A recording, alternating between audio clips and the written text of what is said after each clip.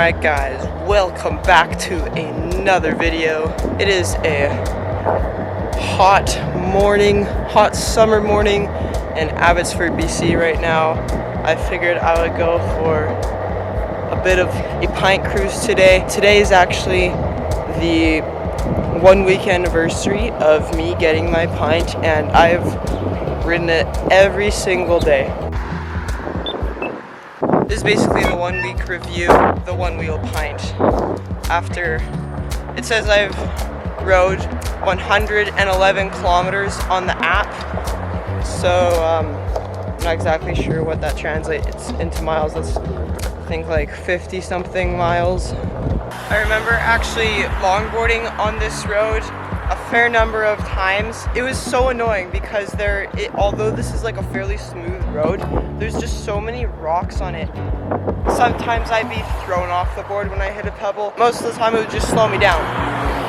Either way, extremely annoying. But with this thing, you just cruise right through it. Very, very nice. Alright, and we are at our destination now. It wasn't too far of a ride, it was just a couple of kilometers. Now, I used to live really close to here, so a lot of these roads are giving me some deja vu. So basically, the route we're taking today is Discovery Trail. So I'm not going to take all of Discovery Trail because it goes like literally throughout the entire city that I live in. But it's got some nice paved roads, but then also some traily sections, some nice hills, but then some nice flat spots. So it's got a bit of everything, and it's nice and quiet. Perfect place to shoot a review.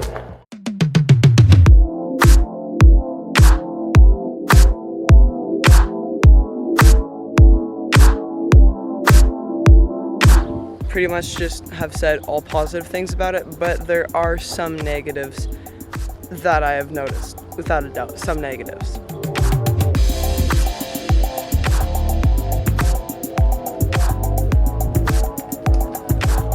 Alright, well, I veered off of the trail a little and went into a park that is right across from my old house.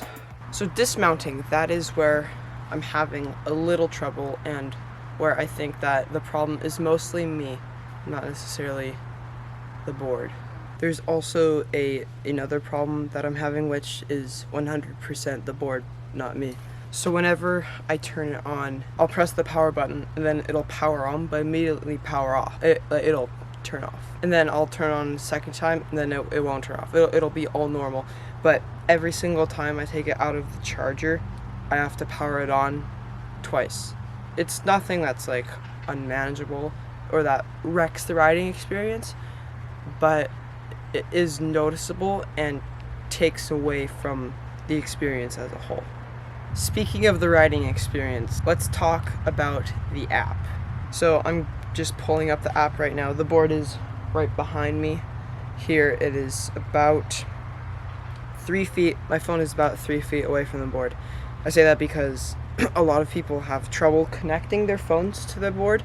I actually have had no trouble. As long as I'm like riding it on top of it, or at least like this distance away where it's like right by my feet, I am having no problem with connecting issues. So you can see right here, the board is at 52%. It's on Skyline, and Simple Stop is turned off. And I'm going to talk more about the digital shaping and Simple Stop. If you don't already know what Simple Stop is, it's where instead of the other two methods of stopping the board, the heel lift and the 2-foot bunny hop jump off, it's where you just lean back and it shuts off. I find Simple Stop to be very helpful and useful. Yeah, I definitely used it a lot at first. And so I turned it off and tried to learn how to ride and switch. I'm still not good at it, but I learned a lot and I'm decent at it now.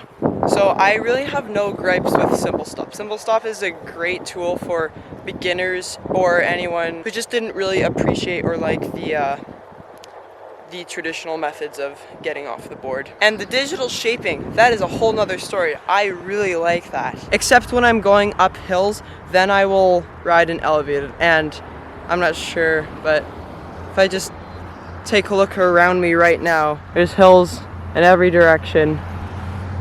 Hills over there, hills over there. So definitely a very useful feature, digital shaping. I won't get into every single one and how they affect the board, so you can find that anywhere. But I do really appreciate the digital shaping. Very useful feature. I'm a fan. I was very impressed with how the ONEWHEEL can take hills.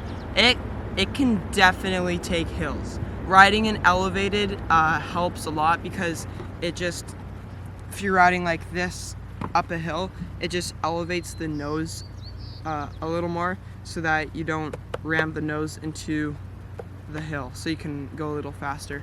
I find the range on the board to be enough for me. This definitely isn't a board that you can really just take out, adventure into the city, and not really know where you're going. You really have to make sure that where you're going, you will have enough charge to make it back. Okay, I think it's just about time to head back because my board is at about 50% right now.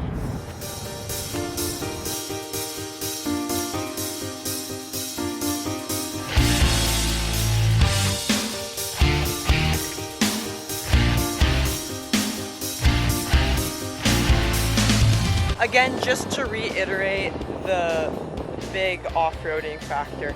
So I was actually gonna choose a cheaper electric skateboard over the ONEWHEEL just because of the price, but I saw all the other electric skateboard reviews.